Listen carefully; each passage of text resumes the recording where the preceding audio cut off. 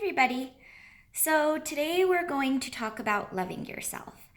And I know we've talked about love in other ways, but this time it's solely and directly about you and the way you love yourself. So often we go around in the world feeling lost and lonely and confused and depressed and jealous and the four devils: lust, envy, hate, jealousy. That stuff. It's real, it's true, it's what's holding you back from living your best life. So often we think, I don't know what my purpose is, I don't know what I'm doing, I don't, and you're in yourself and you're looking at all the negative. And it's how you feel, so it's internal, it's not exactly the outside world. So we look for things in the world to blame on the way we feel inside.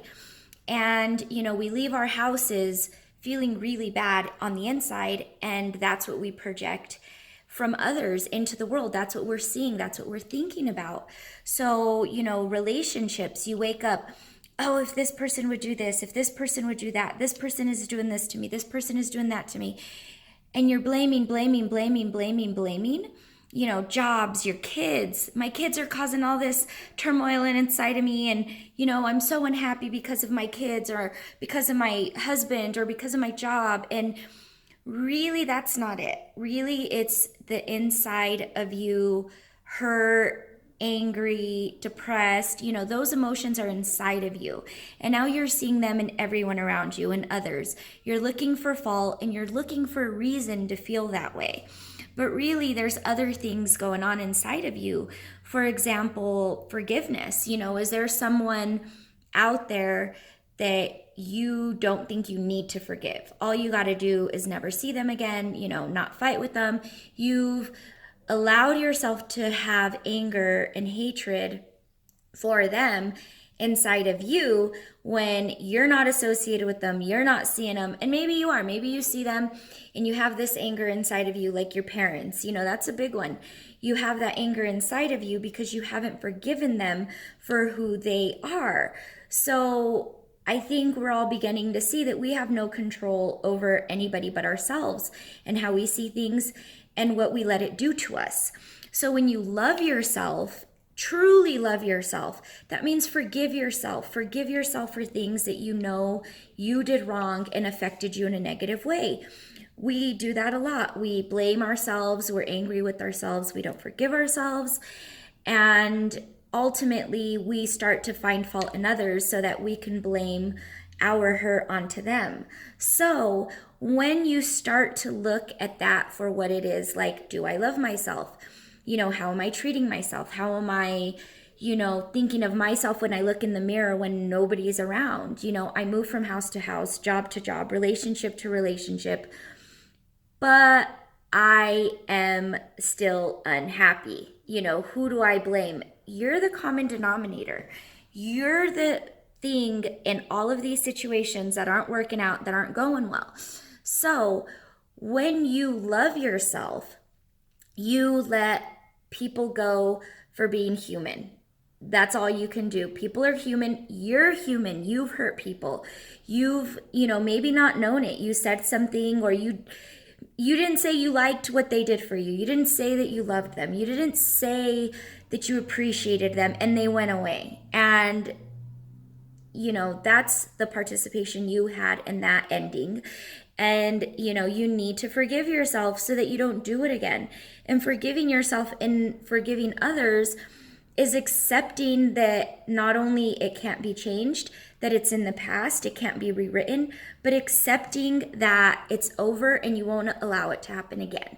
So when you love yourself, any relationship you go into, somebody starts to disrespect you, somebody starts to tell you that, you're doing this or that wrong. Instead of beating yourself up and, making them right and giving them more of your time and energy, love yourself enough to say, I don't need this shit. I'm not doing this. I'm not playing this game. I did nothing wrong. You'll be able to get a lot of the drama out of your life once you create those boundaries for yourself. But in turn, you become that for others.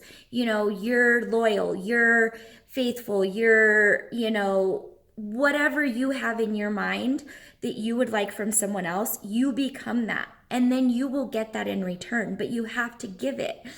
And you start to calculate much more, assess more going on around you to the point where it becomes a habit. And it's normal for you to decide whether this is a healthy situation for you. And before you know it, you've set your life up the way you want it to be. Everyone around you loves you, adores you. You love them, adore them.